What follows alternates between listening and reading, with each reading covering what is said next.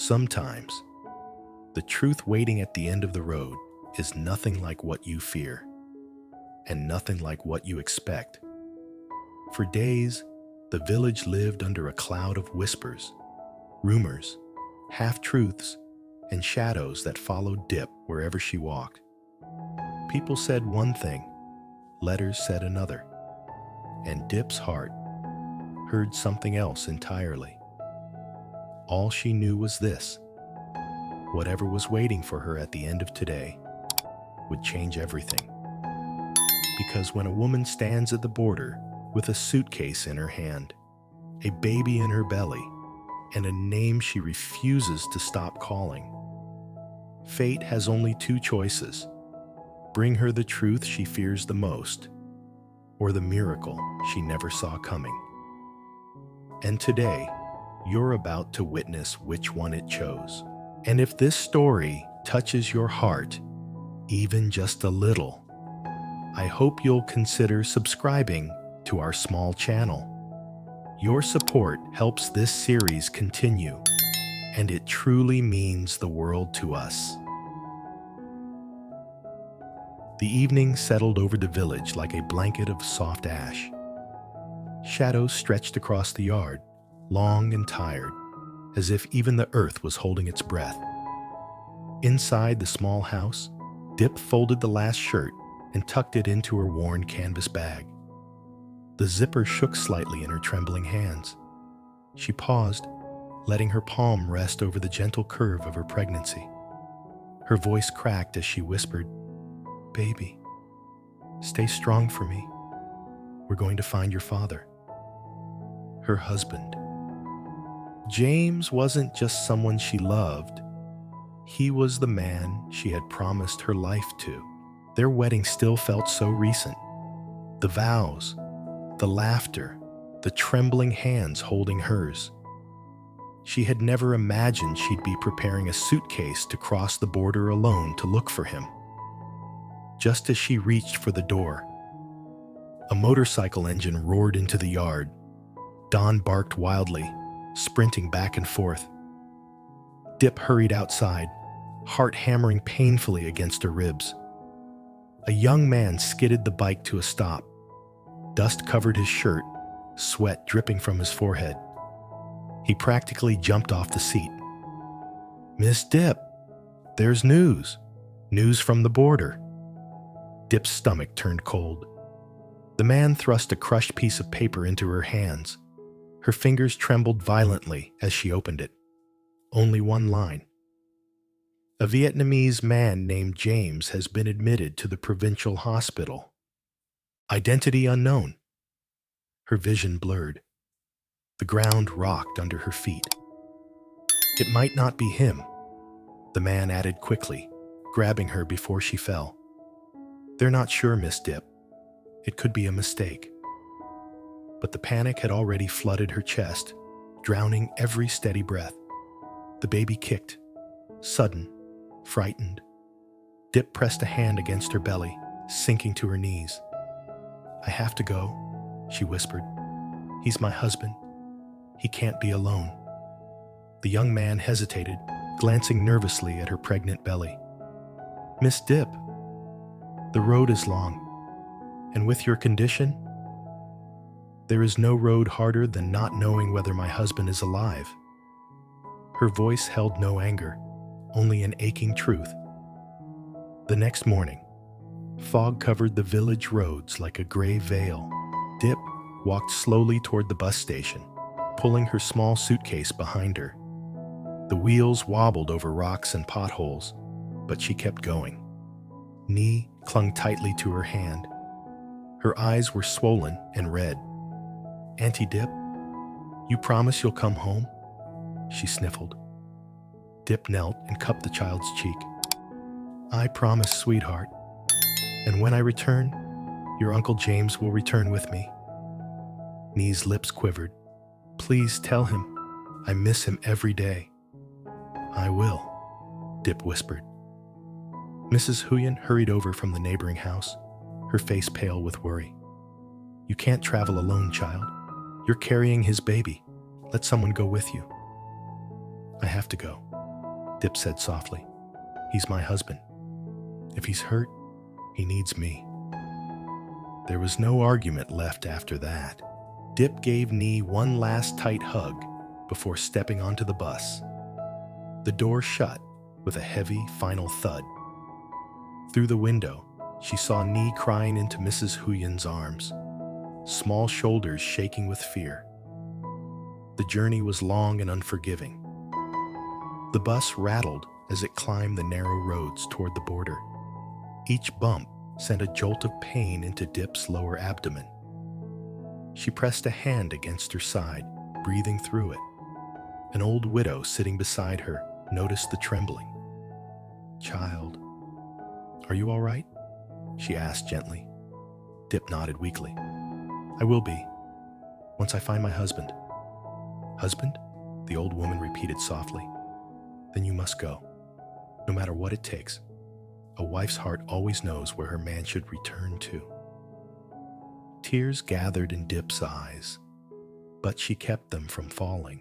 Outside, the fields stretched endlessly, green, gold, and blurred by fear and hope. Hours later, Dip found herself standing in the long line at the border checkpoint. The sun beat down harshly, making her vision swim. "Next!" the officer barked. Dip stepped forward, gripping her passport. The officer scanned it, then looked up sharply. "You're traveling alone? In your condition?" "I'm going to the hospital," Dip replied. My husband might be injured." The officer's expression softened. He asked more questions. Too many, but eventually stamped her passport. "You may pass, but be careful. The area near the provincial hospital isn't safe lately." Dip nodded, took one step forward, and her phone rang. She froze. The name on the screen, Officer Lee. Her breath caught. Lee, the police officer who once worked with James during the dark days when Dip had gone missing. They had been through danger together, so he was someone she really trusted. She answered immediately. "Officer Lee? I'm at the border. They said someone named James." "Dip!" Lee's voice thundered urgently through the receiver. "Stop. Don't cross. Listen to me carefully." Her grip tightened around the phone. "Officer, please tell me what's happening. Is it James?" Lee took a sharp breath. "The man in the hospital is not your husband." Dip's heart dropped. Her knees nearly buckled. What? But they sent me his name. It was a misunderstanding. The man carried a paper with your address, but he is not James." Dip gasped, hand flying to her mouth. Lee's voice softened, and Dip, before the man passed out again, he said something. Dip's voice shook. "What did he say?" "He said, James helped me. He saved me. If anything happens, go find his wife." Her eyes filled instantly. "So that means James?" "Dip?" Lee spoke firmly, but there was relief in his voice. "Your husband isn't in the hospital because James is already on his way back home." And right there, under the burning sun of the border checkpoint, Dip felt her entire world tilt. Her passport was stamped. The road to Cambodia was open. But one phone call, one voice she trusted, had shattered everything she thought she knew.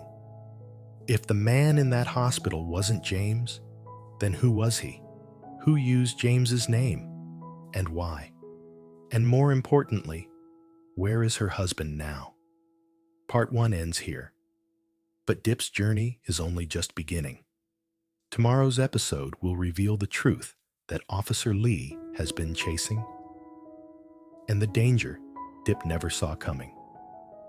If you don't want to miss the next chapter, make sure you're subscribed, because Part 2 is where everything changes. Hold your breath, because the real story starts tomorrow. While we wait to continue tomorrow's chapter, let's take a quiet moment to look back at the journey that brought James and Diep to this point. A journey filled with love, hardship, and the kind of devotion that refuses to break, no matter how frightening the road becomes. Because their story didn't start at a border or with fear. It started long before, in the small, ordinary moments that slowly stitched two lives together. James wasn't always the confident husband you see today. There were days when he felt lost, pushed down by expectations, torn between his father's demands and the woman he loved with all his heart. But even then, even when the world pulled him away, one thing always brought him back: Diep.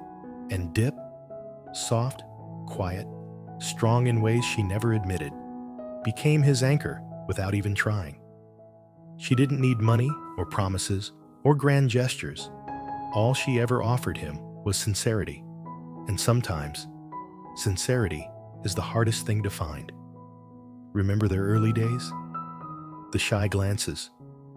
The way James would stand a little too close, trying to pretend he wasn't staring at her smile. The way Diep laughed. Not loudly, not boldly, but in a way that made James feel like he had finally found home after years of drifting. Life wasn't gentle with them. There were misunderstandings, fights, mistakes, and nights when they slept back to back. Too hurt to speak, too in love to walk away. There were storms stronger than either of them expected. Family pressure, disapproval, fear of losing each other. But somehow, every time the wind tried to tear them apart, they found a reason to hold tighter. James once said that loving Diep felt like standing in the rain with someone who refused to leave his side.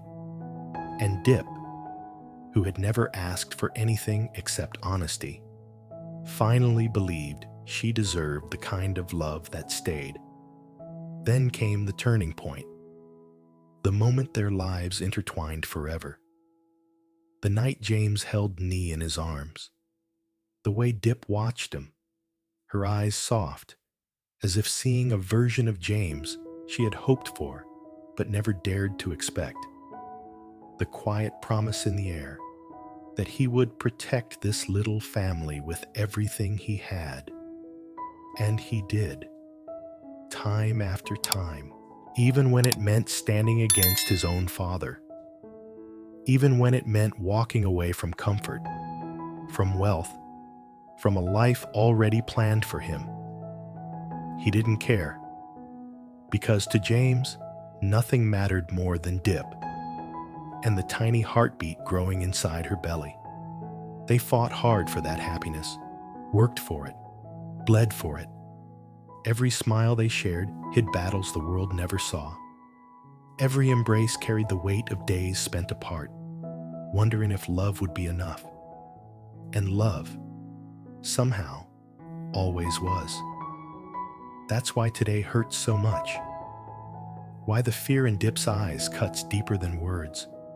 Because when you finally built something worth living for, the thought of losing it becomes unbearable. But if their past teaches us anything, it's this. James has never stopped fighting for Diep, and Diep has never stopped believing in James. So as the sun sets on part 1, and we wait to see what tomorrow brings, let this moment remind us why she's fighting so hard to find him. Why she's willing to cross borders, brave storms, face danger, and stand alone under the burning sun. Because she's not just searching for a man, she's searching for her husband, her partner, her home. And James, wherever he is right now, is holding on to the same hope that he'll make it back to the woman who never gave up on him. Tomorrow, we continue the journey. Tomorrow, we uncover the truth But tonight, as we close part 1, let's hold on to the love that brought them this far. Because if their history has shown us anything, it's that James and Diep are a storm-tested couple, and storms have never been able to destroy them before. Part 1 follows Diep's desperate journey from fear to determination after receiving a message claiming her missing husband, James, has been found injured in a Cambodian hospital. With Nhi crying in her arms and the entire village whispering behind her, Diep packs a small bag and sets out alone, carrying their unborn child and every unanswered question in her heart. From the fog-covered morning roads to the unforgiving heat of the border checkpoint, Diep pushes through pain, exhaustion, and fear, only to be stopped at the very last moment by a call from Officer Lee. His urgent warning shatters everything. The man in the hospital may not be James at all. Part 1 ends with Diep standing at the border, heart pounding, torn between crossing over or facing the terrifying new truth waiting on the other side.